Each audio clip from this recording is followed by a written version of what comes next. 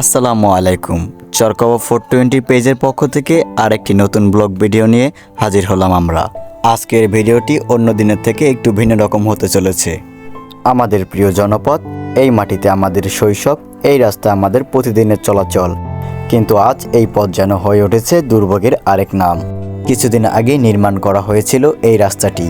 আমরা ভেবেছিলাম এবার বুঝি একটু স্বস্তি পাবো, কিন্তু দুর্ভাগ্যজনকভাবে সমস্যা বন্যার পানিতেই ভেঙে পড়েছে সেই রাস্তা। একবার নয়, বারবার। প্রতিবার মেরামতের পর নতুন আশার জন্ম হয়, কিন্তু আবার একটু বৃষ্টি, একটু পানি, আর সেই সাথেই ফিরে আসে আগের সেই কষ্ট। আমাদের সবার মনে একটি স্বস্তি ছিল, আমরা নতুন একটি রাস্তা পেতে চলেছি, কিন্তু আমরা কখনোই ভাবতে পারিনি সেই রাস্তাই আমাদের কাল হয়ে দাঁড়াবে। এখন আমরা সাধারণভাবে চলাচল করতেও এই রাস্তা দিয়ে অনেকটাই কষ্ট হয়। এই রাস্তার পাশেই রয়েছে আনোয়ার হেলথ সেন্টার, একটি ক্লিনিক যেখানে অনেক রোগী আসতো চিকিৎসার জন্য, কিন্তু রাস্তার এই দুর্ভাগ্য কারণে এই ক্লিনিকটি স্থায়ীভাবে বন্ধ আছে।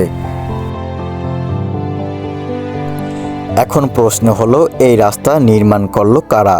যারা এই কাজ করেছে তারা কি নিজের পরিবারের জন্য এমন রাস্তা বানাতো?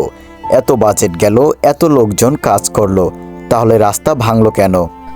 ঠিকাদার, প্রকৌশলী আর দপ্তরের কর্মকর্তারা কি কেউ এসেছিল এই রাস্তা দিয়ে হেঁটে যেতে, নাকি ফাইল সই করেই দায়িত্ব শেষ? এটা শুধু গাফলতি না, এটা জনগণের সঙ্গে প্রতারণা। আমরা এই ভিডিওটি করেছি শুধু দেখানোর জন্য না, আমরা চাই সমাধান। আমরা চাই টেকসই রাস্তা, দায়ীদের জবাবদিহি, দ্রুত সংস্কার কাজ, ভবিষ্যৎ জনগণের টাকায় যেন এমন অপরিকল্পিত নির্মাণ না হয়। চুপ থাকলে আমরা হারাবো, কথা বললেই পরিবর্তন আসবে। চরকাওয়া 420-র পক্ষ থেকে আমরা বলেছি, এই অন্যায়ের বিরুদ্ধে সবাই কণ্ঠ মেলাও, শেয়ার করো, জানাও, যাতে যারা দায়ী তারা লজ্জা পায়, আর দায়িত্ববান তারা ব্যবস্থা নেন। সবাই চুপ থাকলে হবে না, সবাইকে এর প্রতিরক্ষা করতে হবে, সবাইকে উঁচু আওয়াজ নিয়ে বলতে হবে, এটা আমাদের অধিকার।